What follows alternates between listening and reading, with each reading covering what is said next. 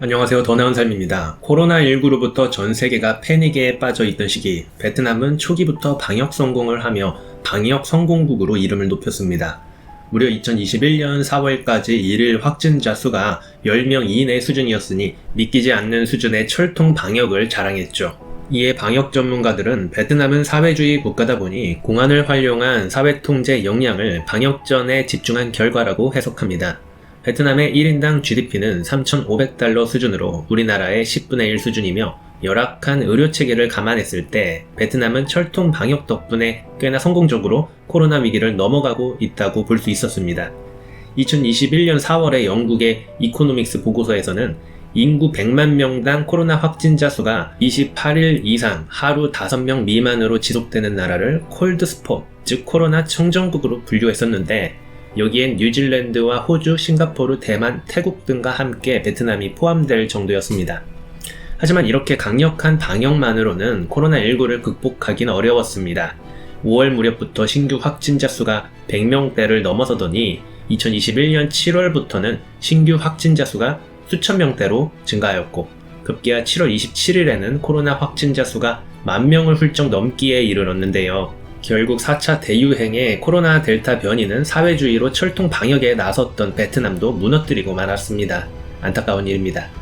뚝이 무너지자 베트남은 비상 상황이 됩니다. 1인당 GDP 3,500달러 수준의 아직 개발도상국인 베트남, 1인당 GDP가 3만 달러가 훌쩍 넘는 우리나라도 백신 공급이 원활하지 않다며 질책받고 있는 상황에서 베트남에게 충분한 백신이 확보되어 있을 리가 없었습니다. 베트남의 2021년 8월 30일 현재 백신 접종률은 1회 접종 17%, 접종 완료 2.6%입니다. 갑작스러운 코로나 델타 변이의 역습으로 날벼락을 맞은 베트남은 모든 네트워크를 활용해 백신 확보에 사활을 걸고 있습니다. 한국 교민들은 청와대 게시판에 백신을 보내달라고 국민 청원을 하고 있으며 현지에 진출해 있는 국내 대기업에 백신 비용 지원을 요구하기도 했죠.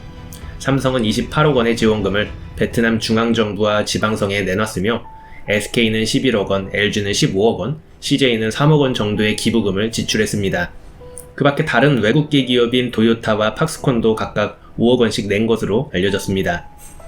그리고 안정적인 백신 공급을 위해 베트남은 국내 대기업인 SK에 손을 뻗었습니다. 베트남 보건부는 SK 측에 코로나 백신 공장을 지어달라는 요구를 지속적으로 했고 이에 SK는 진땀을 빼고 있다는 보도들이 이어졌는데요. SK는 최근 들어 베트남 시장 진출을 굉장히 활발하게 전개 중이었는데요. SK그룹은 2018년 베트남 최대 식음료 기업인 마상그룹 지분 9.5% 인수, 2019년 베트남의 삼성이라고 하는 빈그룹의 지분 6% 인수, 2020년 베트남 최대 의약품 생산 제약사 이맥스팜 지분 24% 인수, 최근 2021년 4월에는 마트와 편의점을 운영하는 빈커머스 지분 16%를 인수하였죠. 또 SK건설은 베트남의 태양광, 풍력 등 재생에너지 기업 매물을 주목하고 있다고 하는데요. 베트남 입장에서는 자국 기업들의 투자를 하게 해주었으니 백신 공장 하나 좀 만들어 달라는 이야기죠. SK그룹에서 백신 물질 개발과 백신 위탁 생산을 담당하는 기업은 SK바이오사이언스입니다. SK바이오사이언스는 자체적인 백신 후보 물질 GBP510의 국내 임상 3상을 진행 중이며 아스트라제네카의 백신과 노바백스의 백신을 위탁 생산하고 있는데요. 베트남 정부는 SK에게 백신 공장 하나 지어달라는 부탁을 한 것이죠.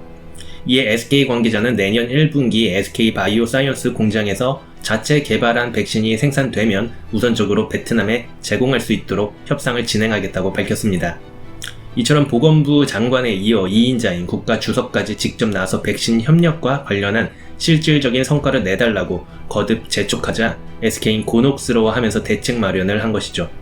한국도 백신 물량이 부족하고 내년 상반기에나 자체 백신 생산이 가능해서 구체적인 결과물을 제시하기 어려운 상황이지만 향후 현지에서 안정적으로 사업을 도모하기 위해서는 베트남 정부와의 협력 및 우호관계가 필수적이기 때문에 무시할 수 없는 것이었죠.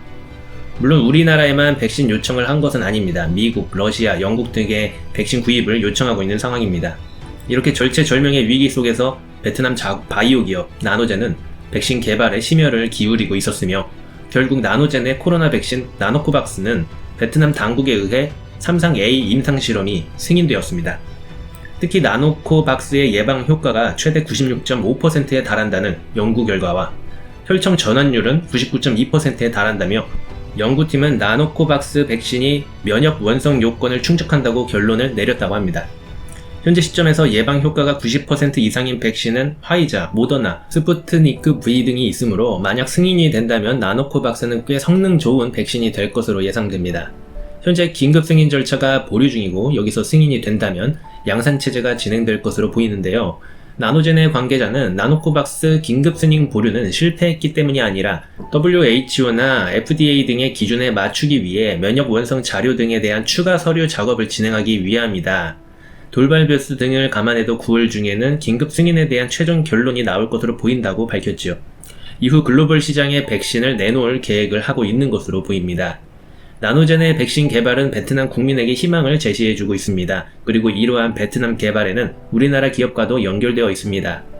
HLB 진양군 회장이 최대 주주로 있는 넥스트 사이언스는 나노젠 지분 10%를 투자한 바 있으며 HLB는 나노젠의 나노코박스 백신의 글로벌 권리를 인수한 상황이죠. 베트남, 동남아시아, 인도를 제외한 세계 각국에 판매, 유통할 권리를 갖고 있는 것입니다. 베트남 백신을 동남아시아 빼고 누가 쓰겠냐는 이야기도 있지만 나노젠 지분이나 백신에 대한 권리를 갖고 있는 기업의 주가는 하늘 높게 치솟고 있습니다. 진양군 회장은 제약 바이오 회사 HLB의 오너입니다. 우리나라 코스닥 시가총액 3위의 기업이죠.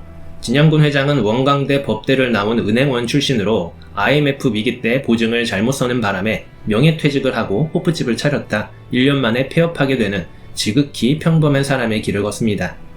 그는 자신이 무엇을 잘할 수 있을까 고민하다 은행원 시절의 주특기를 살려 컨설팅 회사를 차렸고 조그만 기계부품 회사 컨설팅에 성공해 입소문이 나면서 사업을 키웁니다. 그러다 직접 사업을 하고 싶어 구명보트 회사 HLB를 인수하였죠. 구명보트 사업은 잘 됐다고 합니다. 하지만 현대중공업과 같은 대형 조선사가 이 사업에 뛰어들면 더 이상 살아남을 수 없다는 걸 알았기에 그는 바이오 사업에 뛰어들었고 현재 여러 항암제, 글로벌 임상을 앞두고 있습니다. 하지만 HLB와 관련 주식들은 워낙에 호재와 악재를 거듭하면서 급등량 폭이 워낙 컸기 때문에 개미들에게는 원성을 사고 있는 대표적인 기업인이기도 하죠. 또 공매도의 놀이터이기도 하지만 주식 타짜들에겐 최고의 주식으로 칭송받습니다. 혹시나 해서 말씀드리는데 이미 많이 오른 상황입니다. 괜히 샀다 물리지 말고 재미로만 영상을 봐주시면 감사하겠습니다. 개인적으로 진양군 회장은 다른 기업인들과 많이 다릅니다. 우리나라 대기업 기업인들 대부분은 선대 회장으로부터 기업을 물려받았습니다. 그렇지 않다면 IT 붐이 일던 시기를 잘 만나 성공한 IT맨들입니다. 또는 바이오 붐을 잘 타고난 생명공학자, 의사들이죠. 하지만 진양군 회장은 평범한 은행원 출신이며 심지어 보증 쓰다 망하고 호프집 차렸는데 1년 만에 또 말아먹은 전력을 지닌 아주 평범한 인물입니다. 하지만 그는 현재 글로벌 바이오 그룹의 회장입니다. 그는 지난 이진, 어려움을 알고도 앞으로 전진한다는 말을 좌우명으로 삼고 있는데 그가 무에서 유를 창조한 것을 보면 정말 놀랍습니다. 어찌됐든 좋은 백신이 나온다 해도 베트남산 백신을 우리나라에서 사용하기에는 심리적 저항이 상당히 무리가 있어 보입니다. 선진국들만 백신 물량을 장악한 현재 이번 나노코박스 백신의 등장은 베트남, 동남아시아 등 개발도상국에서 코로나 위기를 극복하는 계기가 될 수 있을 것이며 빨리 상황이 좋아지길 기원합니다. 이상 도나은설이었습니다.